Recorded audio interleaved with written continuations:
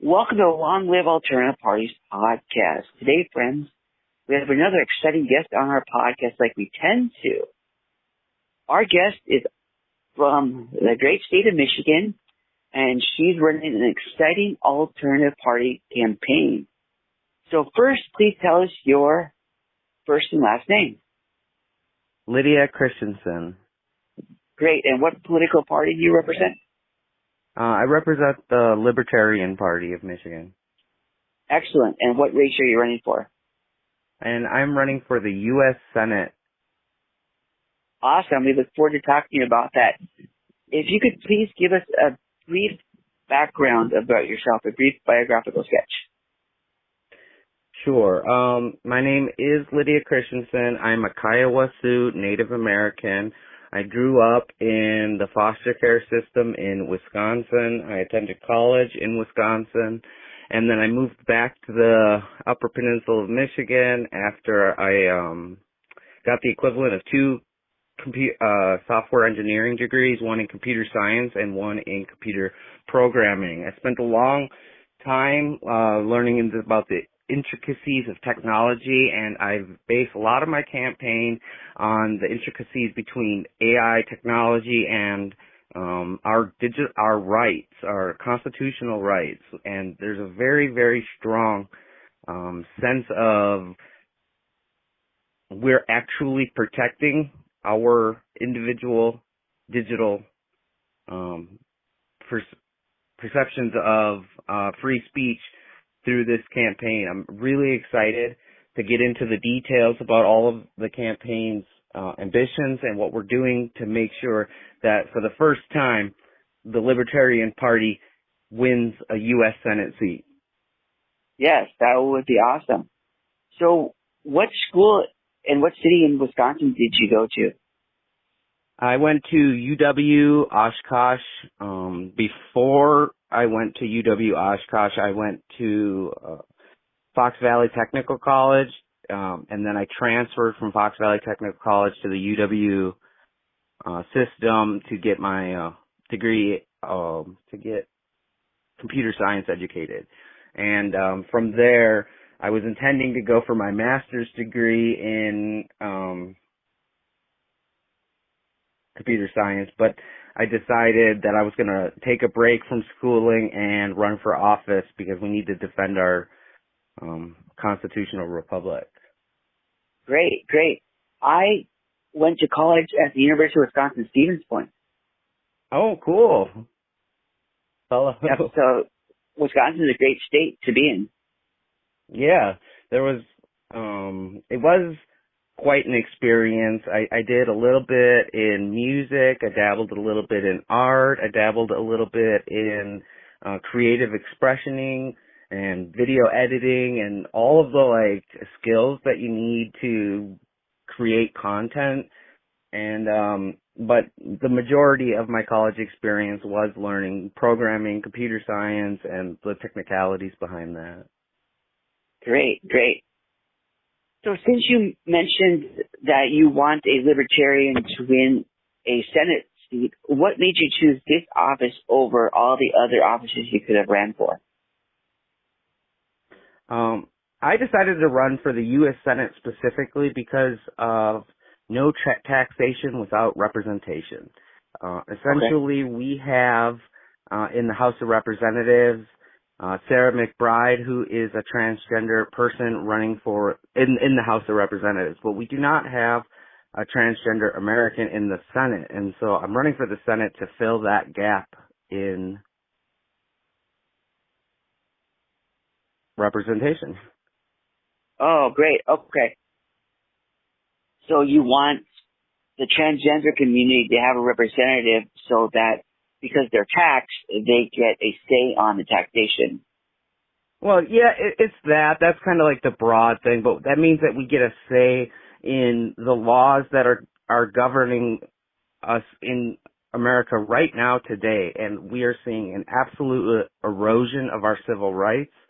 And in order to stop that and to have a voice on the table, we need to have a senator that can speak up for us. Okay. Sounds good. So what's ballot access like in Wisconsin? What do you have to do to get on the ballot in Wisconsin for the Libertarian Party? No, I'm in Michigan. I'm sorry, Michigan. That's right. You went to school in Wisconsin. So I got nominated at the nominating convention, but previous to the nominating convention, I was running for 15 months as an independent. So I collect thousands and thousands of Michigan signatures from Michiganders to get on the ballot. I ended up getting nominated, so I didn't need the signatures, but I still have the signatures, and I still have them. I look at them sometimes, and I'm just like, yeah, thousands and thousands of Michiganders are standing behind me in this campaign, while the main media arm of the country would like to ignore third parties, but there are thousands of Michiganders standing behind me in this race. That's great. So in Michigan, the Libertarian Party has a position on the ballot already from the past campaigns? Yes, correct. The Libertarian Party used to have primary, but that had sort of fallen off, and now we still have ballot access. Okay, great. So at the start of the program today, you mentioned that AI and freedom of speech are big issues for you and the campaign. So can you please tell us more about that? Yeah, absolutely. One of the core components of my campaign is fighting mass surveillance and techno-feudalism. And in order to do that, I proposed a Bill of Digital Rights that would ensure that Americans' data is treated as their own personal property. We've seen through the government, through our senators, through our House of Representatives, that they will consistently vote in programs that violate the Constitution. And so my plan is to go into the Senate. I'm going to stop the mass surveillance system, whether that is stopping Section 702, which this year we successfully did do. That is currently not law. But there is a secret certification for the FISA courts that allows the surveillance to continue until March 2027. Additionally, we're going to demand the declassification of the FISA court opinions. We're going to ban license plate reader dragnets. We're going to rip them out by their roots. We're going to ban federal agencies from accessing or funding those networks. And then we can make sure that the markets that serve private companies and that own the platforms that you depend on, they would not be able to sell your data because your data will be recognized as your private property, which means that your right to privacy is guaranteed. There'll be no collection or sale of personal identifying information without your consent. And then also we'll move towards a ban on federal use of facial recognition for mass surveillance. Your digital life must belong to you. Your digital identity must belong to you, and I will put that into law. Okay. That's a good extension of the libertarian philosophy from typically when we think of property, we think of physical, tangible property. So it's good that you're expanding it to digital property. Absolutely. What are some other issues in your campaign? I would like to repeal the 100-mile Constitution free zone. It's a 100-mile extension that allows the government to search 2/3 of the country without a warrant. Essentially, by removing this, we will ensure that Michiganders' constitutional protections can never be violated. Nearly 2/3 of the entire country falls within 100 miles of the border. So this is a really important aspect to me. On top of repealing remaining provisions from the Patriot Act, a lot of the provisions that were really controversial lapsed back in 2020, and Congress never bought them back, but there's still two provisions that I'm really concerned about, and those are the sneak and peek warrants and the national security letters, and those often allow for courts to not tell you when police are going into your house when you're not there. And so those are two really big problems with what the Patriot Act did. And then I'm also looking at ending qualified immunity. It was a program invented by judges. It was never passed by Congress. And so that we have police officers who will break our constitutional rights, and then you can't even hold them accountable in court. So I'm going to ensure that every American has the ability to hold police to a standard that matters. And then there's a lot of personal freedom issues. There's a lot of economic freedom issues that I'm running on, and there's a lot that I'm running on when it comes to government accountability. And that's perhaps one of the most important things that we're seeing in 2026. Okay. I hope this is not a dated issue. Since you mentioned the Patriot Act, what is your approach to dealing with terrorism? Because on one hand, there are indeed terrorists in the world, yet on the other hand, a lot of people criticize how the government uses that to restrict our liberties. So could you please tell me your ideal approach to dealing with terrorism? So my ideal approach with dealing with terrorism is based in constitutional law. The fact is that the government intelligence communities have violated our constitutional rights hundreds of times. And so my approach is not to remove the ability for the government to investigate or work against foreign nationals in terms of they might be a terrorist. But my point here is that Americans should not have their data swept up into investigations into foreign nationals, regardless of what the legal standard currently is.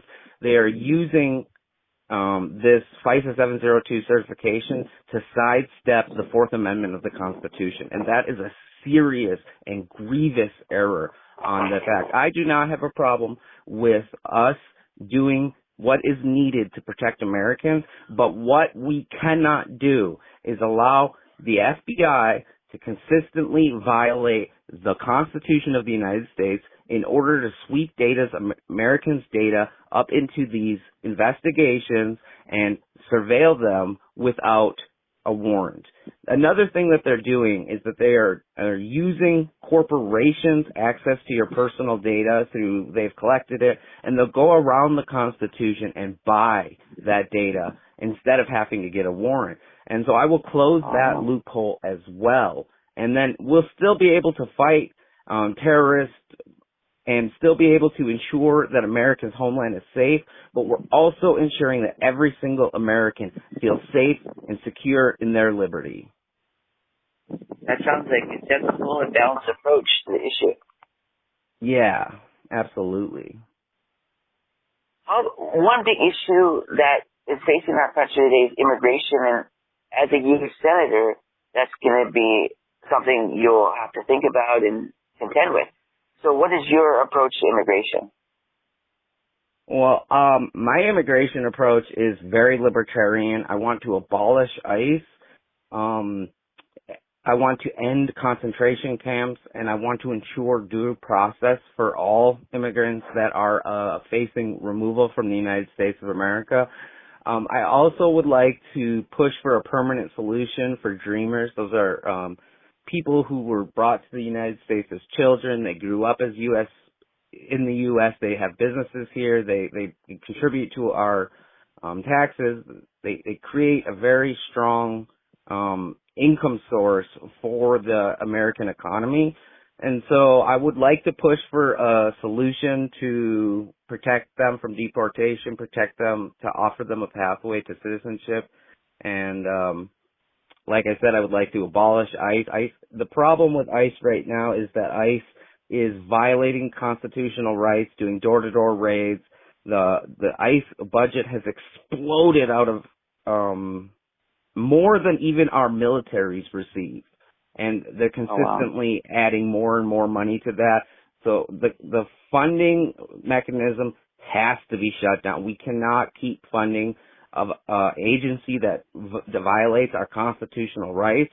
I will not stand for dehumanization of those that are different than us. America is a melting pot. We've grown to be the strongest country in the world because immigrants have come to this country and built it up. We must have reasonable response when it comes to immigration. Okay. So do you think we should have open borders, or do you think ICE is, you made it clear that you think ICE is the wrong approach. Some people are going to say we need immigration reform and we need some restrictions, yet ICE is going too far. So how would you handle the whole deal of people wanting to come here? What would be your system and process for that? I'm personally a fan of the older system where we had Ellis Island, where people would come and take tests to prove that they understand American culture and government and all of our laws and those kinds of things. But I wouldn't say that I would go as far as saying open borders. I would go as far as saying that we need to have border security that is reasonable. And so a person who has no violent history, has no criminal warrants, and is not trafficking drugs or people or anything through our border, they're just a natural person that is genuinely a good person. I think that we should let them in.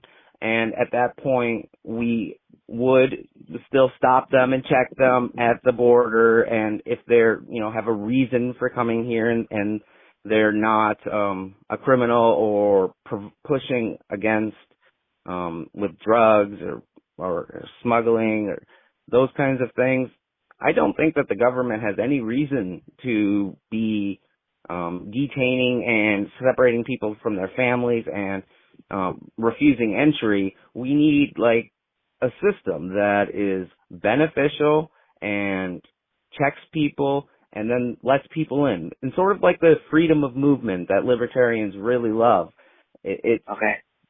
ICE is ruining on the inland. They should be at the border. They shouldn't even exist at this point. We should completely abolish them.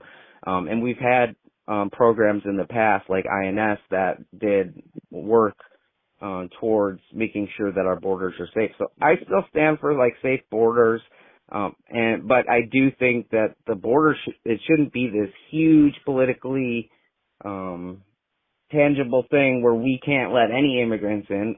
Our economy is suffering because of lack of new people being born into it, and immigrants, pull up that slack in a lot of ways. And so I would really be advocating for a very compassionate, human rights, humane approach to immigration at the border. Okay. Sounds great. So what's your campaign strategy for reaching the voters in Michigan? Michigan is a fairly big state geographically. So how are you reaching all the voters there? Yeah, so we have quite a few campaign strategies. One of the bigger campaign strategies that we're working on right now is solidarity pledges, because a lot of people are going to feel as though they would waste their vote by voting for a third party. And to ensure that we can build up that rapport with the people and show that they can vote third party this time without losing their vote going to waste, is a solidarity pledge that we are working with all of the third parties, organizations that need representation, Native American tribes, and we're bringing everybody together to do a solidarity pledge that they will vote third party. And then on top of that, we are also doing we currently have 3 tours kind of planned around the state, and then we're doing podcasting. On those tours, we're doing an economic type tour where we're hitting up county fairs, we're hitting up farmers, we're hitting up smaller venues and reaching out to rural areas. And then we're doing the trans equality tour, which where we're going to like bigger cities and talking about the need to ensure that all Americans are treated equally underneath the Constitution, as it declares that every man is created equal. So we're doing that, and then we're going to do another downstate tour, hitting a bunch of different libertarian events, reaching out to people and bringing them in, and connecting with podcasts like yours, and connecting with other Michigan politics content creators. And we're going to festivals like the Potato Festival and the Mushroom Festival, and there's quite a lot that we're doing, but mostly we don't have the same political machine that Democrats and Republicans have, where I foresee problems coming up where debate stages, they probably try not to let libertarians on the debate stage. So we're going to be working towards ensuring that we get the chance to be on the stage in front of Michigan and speaking with them as well. And that is like a key point, because I think that if we could get on the stage and debate against the Republicans and the Democrats, we can actually show that this two-party system doesn't have to keep its stranglehold over Michigan. Michigan has a chance to elect the first libertarian U.S. senator, and that is a profound moment for Michigan. Oh, yes, definitely. Definitely. So how can our listeners support your campaign? Well, there's a lot of great ways to do it, but the easiest way to support us is to go to www.lydiaforsenate.com and go to our donate page, check out what we're doing. We have 53, we have like 53 issues on our campaign that we're working on. Wow. I think it's about 7 of them that I have not yet put on the website, and those will be on there soon. But right now, we have the most comprehensive campaign out of all of the candidates. This campaign is meant specifically to protect our civil rights and equality, to ensure economic security, to ensure that our foreign policy stops being based in pushing endless foreign wars, that we hold the government accountable for when it's doing wrong by the American people. We unleash economic freedom by putting reforms in to allow free market capitalism to work how it should work rather than being controlled. And we have personal freedom issues, we have civil liberties and privacy issues. It's one of the most comprehensive campaigns of all of the candidates in the U.S. Senate for Michigan. That sounds like it, yes. All right. Well, we thank you for coming on the podcast today and talking about your campaign. We appreciate it. Yeah, thank you so much for calling. We wish you the best in your campaign and everything else you do in your personal and professional life. Thank you. Have a great day. Bye now.